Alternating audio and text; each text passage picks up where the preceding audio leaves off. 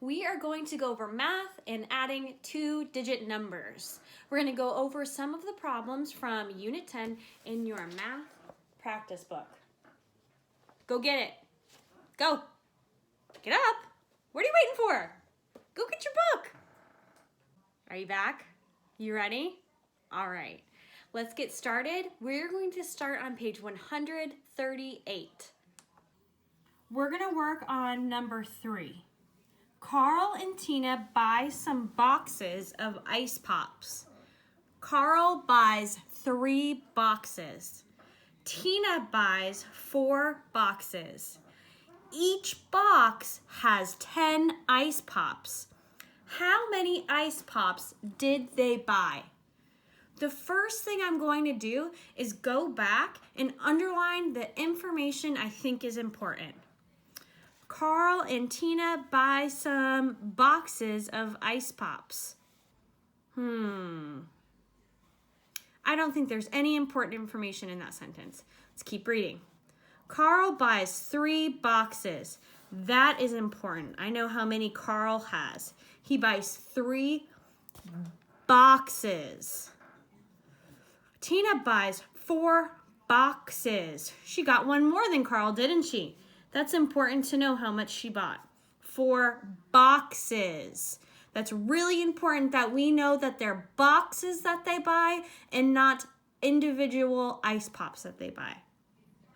Each box has 10 ice pops. So I know each box has 10 ice pops. Now my question asks, how many ice pops did they buy? Not how many boxes they bought. What I'm going to do next is draw a picture to illustrate how many boxes they bought and how many ice pops are in each box. The problem wants us to know how many ice pops they have all together. But before I do that, I need to figure out how many they got individually. So I did a C for Carl and a T for Tina. I'm going to keep drawing so I can find out how many each person got. So the problem says that Carl has 3 boxes. So that's what I'm going to do. Above where I have a C for Carl, I'm going to draw 3 boxes. 1, 2, 3. Next, Tina buys 4 boxes. So I'm going to do the same thing. I'm going to draw the 4 boxes that Tina has.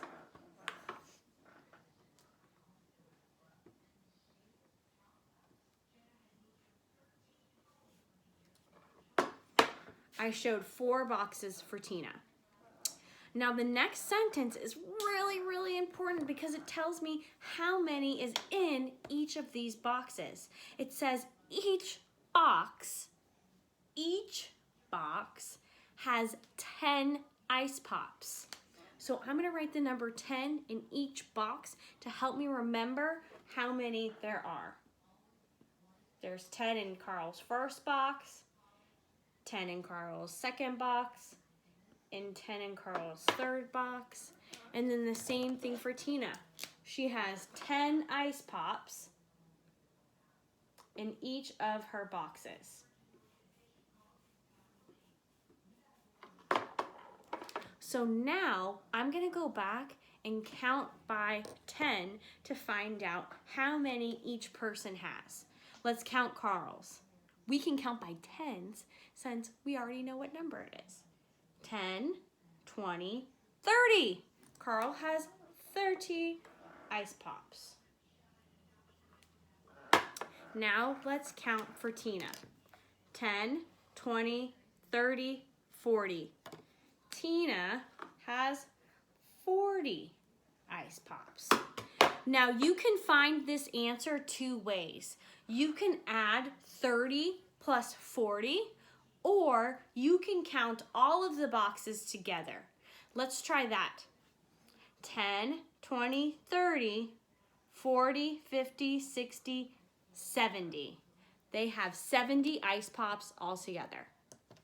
The next way that I could solve is by making an addition equation. I like to stack my numbers up and make a T-chart for tens and ones. So I did Carl's 30 plus Tina's 40. I stacked them right on top of each other.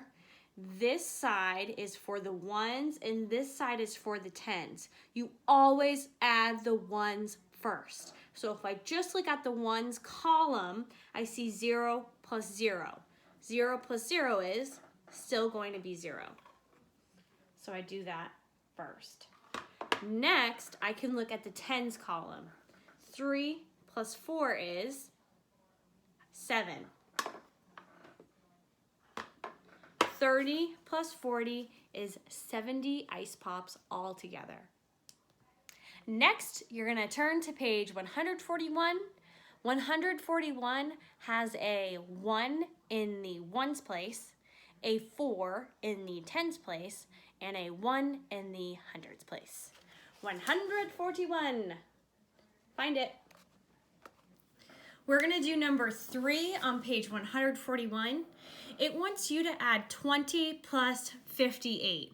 Now, what I like about this problem that they already did for you was stacked up the numbers. Instead of having 20 plus 58 equals, they put the numbers on top of each other. That's going to make it easier for us to add. So what you do is, since they're already stacked up, I'm going to make my tens and ones T-chart. So I draw a line right through the middle of both numbers. Then I cross it at the top. This is the ones column, so I'm going to put an O.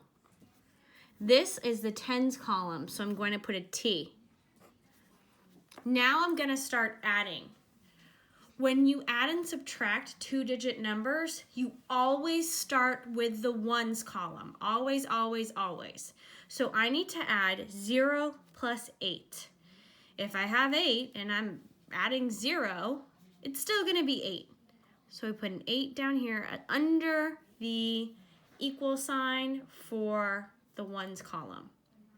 Next, I look at the tens column. I have 2 plus 5. So I'm going to start with a bigger number 5 and then add 2 more. 5, 6, 7. My answer is 78. Now I want you to always check your work. So here's how you can check your work. I'm going to show how I can represent these numbers with rods and cubes. So I know in the number 20, it has 0 ones, so I don't need to draw any cubes, but it has 2 tens. So I'm going to draw 2 rods to represent 2 tens. In the number 58, it has 8 ones, so I need to draw 8 units. I don't need to draw a cube, I can just draw little dots. So I'm going to draw 8. 1, 2, 3, 4, 5, 6, 7, 8. Okay, so I took care of the ones. Next, I take care of the tens. In 58, I have 5 tens. Okay, I look at the number that's under the tens column, and that's a 5. So I can draw 5 rods that represent tens. 1, 2, 3, 4, 5. Now that I'm done drawing my representation, I can go back and count them. Remember that the rods represent 10 and that the units represent 1. So when I start counting, I'm going to start with the rods first because I can count by 10. Let's do it. 10, 20, 30, 40, 50, 60, 70. Now I switch to counting by ones. 71, 72, 73, 74, 75, 76, 77, 78. We got the same number both times, so I know my answer is correct. Remember that this can be a call. Online teaching got me like, aren't you happy to know that I'm still Mrs. Schwartz and I still get tongue-tied all the time? Yep, it's still happening. Back to your regularly scheduled programming. This is called a rod or a 10, and its value is 10. And this can be called a unit, a 1, or a cube, and its value is 1. Next, turn to page 143. When adding two-digit numbers and using a number line, I want you to always start with the biggest number so you can do the least amount of jumps. So look at number 1. What number is greater? 80 is greater than 18. So I'm going to start by writing the number 80 on my number line. Next, I need to add the number 18. So here's how I do it. I first jump my tens. Let me show you what I mean. I need to break the number 18 up first and find how many tens and how many ones.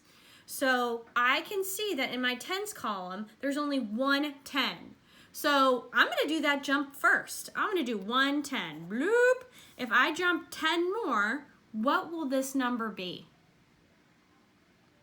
10 more than 80 is 90. So I did my jump. That's 10 that I jumped over. Now I'm going to jump my ones. So I look at my T-chart. I look how many are in my ones column, and I see an 8. There are 8 ones in the number 18. So from 90, I need to take 8 ones jumps. 1, 2, 3, 4, 5, 6, 7, 8. I'm going to go back and count my jumps just to make sure I did 8. 1, 2, 3, 4, 5, 6, 7, 8. Yes, I did 8. Now I'm going to go back and fill in the numbers to see how many more that my number is from 90. So if this is 90, my next jump would have been 91, then 92, 93, 94, 95, 96, 97, 98. Now, one thing I'm going to do differently next time is I'm going to do bigger spaces in between. When I did it this time, it was really hard to write my numbers. I got a little bit confused because my numbers are so close together. So let's try the next one. When we do our jumps next time, we're going to space it out a little bit more so we have more space to stay organized. Number 2, 60 plus 24. Remember, we always start with the greatest number. What number is greater here? 60 is greater than 24. So I'm going to start with 60 on my number line. Next, I need to add 24. So I'm going to draw my T-chart, and I'm going to jump my tens first. So I need to jump 2 groups of 10. I know that because when I look under the T for tens, I see the number 2. So I'm going to do 2 great big tens jumps. 10 here, 10 here. I did 2 tens jumps. So let's count from 60. We're going to add 2 tens onto 60. 60, 70, 80. 60 plus 2 tens is 80. Now I need to jump my ones. I go back to my T-chart, I look under my ones column, and I have a 4. So I know I need to do 4 ones jumps. I'm not doing great big tens jumps, I'm doing 4 ones jumps. Let's do it. Remember, we need to space out our ones jumps a little bit more. 1, 2, 3, 4. Okay, now that I have my 4 ones jumps, let's go back and count just to make sure I know I did it right. 1, 2, 3, 4. Yes, I did. Now I'm going to count on from 80 by counting by ones. 80, 81, 82, 83, 84. There are some things I want you to notice here. My tens jumps are much bigger than my ones jumps. Even down here, my ones jumps, you can see they're smaller than these great big tens jumps. So I want you to make sure you're doing the same thing. Again, make sure that your tens are not squished up like I did on number 1. Give them space so you can stay organized like I did on number 2. Don't forget to write your answers in.